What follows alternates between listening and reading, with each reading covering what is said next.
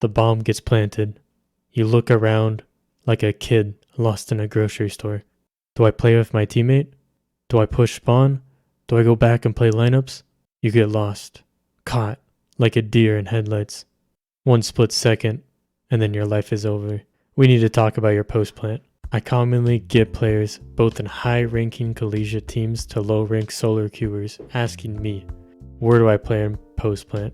So as per usual, in today's video I'm going to cover this in its entirety, so you're never confused where to play on post plant again.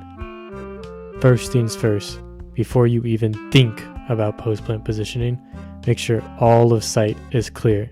Some commonly forgotten spots are lawn on bind, backside on ascent, elbow on split. We could go on for days. Now that the sight's clear and bomb is planted, the first thing you want to do is check your teammates.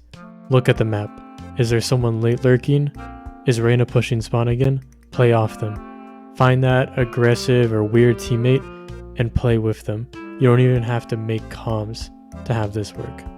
If you didn't already win the round because of the last step, you want to pay attention to info.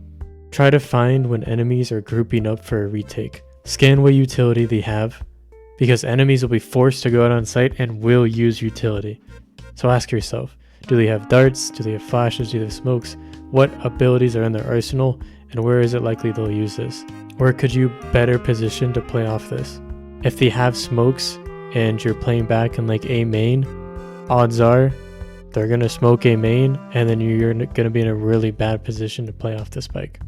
Do you have something like a molly? Do you have a smoke you could use on site?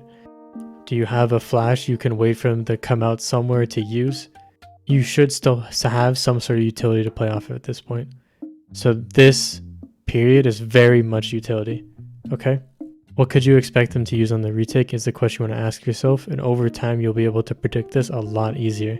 Boys, if you're enjoying the content and interested in getting yourself some nice benefits while also supporting this channel, you can click on the link in the description where we have 3 options, all with the help you might be looking for. Thank you so much and enjoy the video.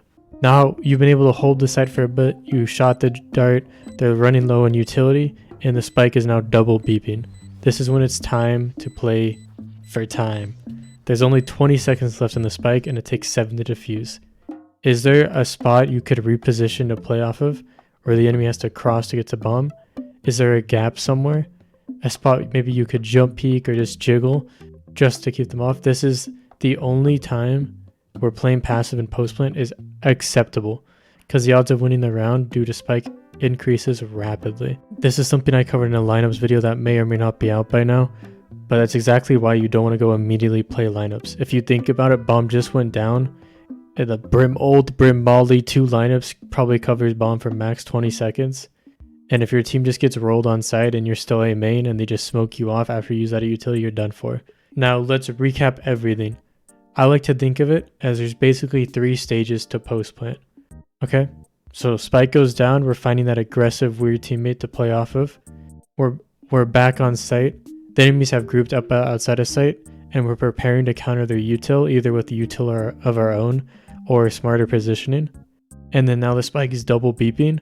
We're trying to find some sort of gap to reposition or to tuck to really play for time.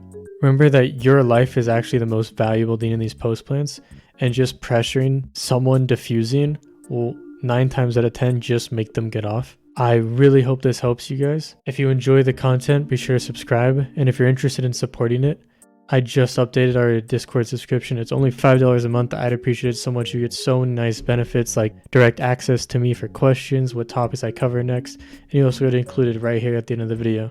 Anyways, that's all from your coach. Stay safe out there.